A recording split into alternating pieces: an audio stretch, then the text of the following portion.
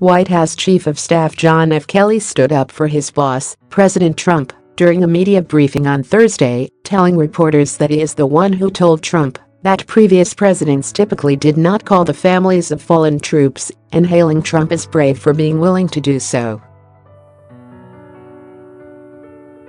Obama administration alumni have hammered Trump for suggesting on Monday that his predecessor was insufficiently compassionate toward Gold Star families.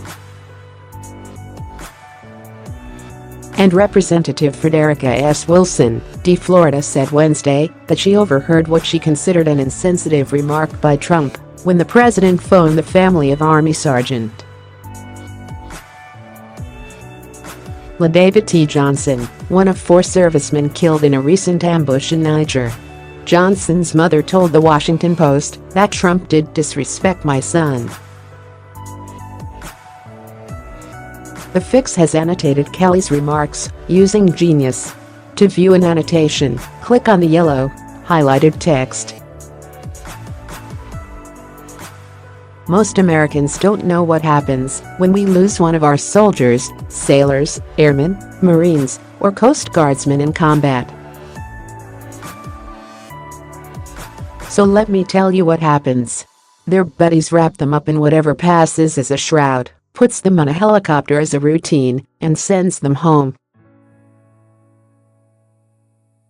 Their first stop along the way is when they're packed in ice, typically at the airhead, and then they're flown to, usually, Europe, where they're then packed in ice again, and flown to Dover Air Force Base, where Dover takes care of the remains, embalms them, meticulously dresses them in their uniform with the medals that they've earned, the emblems of their service, and then puts them on another airplane linked up with a casualty officer escort that takes them home.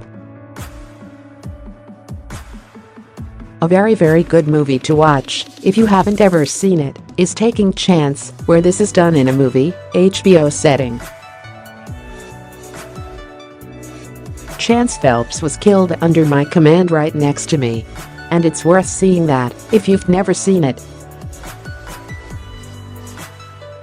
So that's the process.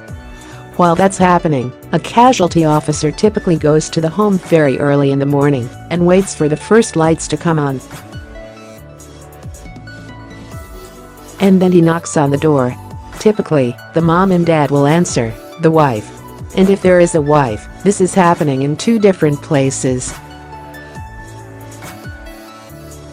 If the parents are divorced, 3 different places.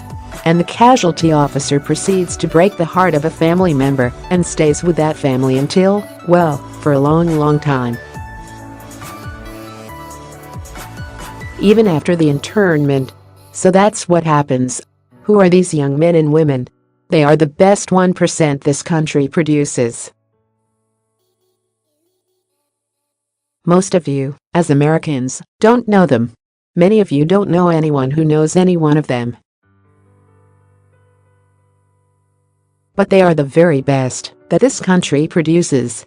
And they volunteer to protect our country when there's nothing in our country anymore that seems to suggest that selfless service to the nation is not only appropriate, but required. But that's all right. Who writes letters to the families? Typically, the company commander. In my case, as a Marine, the company commander, battalion commander, regimental commander, division commander, Secretary of Defense, typically, the service chief, commandant of the Marine Corps, and the president, typically, writes a letter. Typically, the only phone calls a family receives are the most important phone calls they can imagine, and that is from their buddies.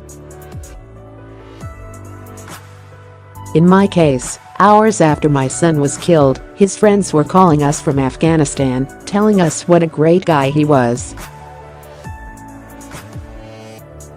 Those are the only phone calls that really matter. And, yes, the letters count to a degree, but there's not much that really can take the edge off what a family member is going through. So, some presidents have elected to call. All presidents, I believe, have elected to send letters. If you elect to call a family like this, it is about the most difficult thing you can imagine. There's no perfect way to make that phone call. When I took this job and talked to President Trump about how to do it, my first recommendation was he not do it, because it's not the phone call that parents, family members are looking forward to. It's nice to do, in my opinion, in any event. He asked me about previous presidents, and I said I can tell you that President Obama, who was my commander-in-chief when I was on active duty, did not call my family. That was not a criticism. That was just to simply say, I don't believe President Obama called. That's not a negative thing.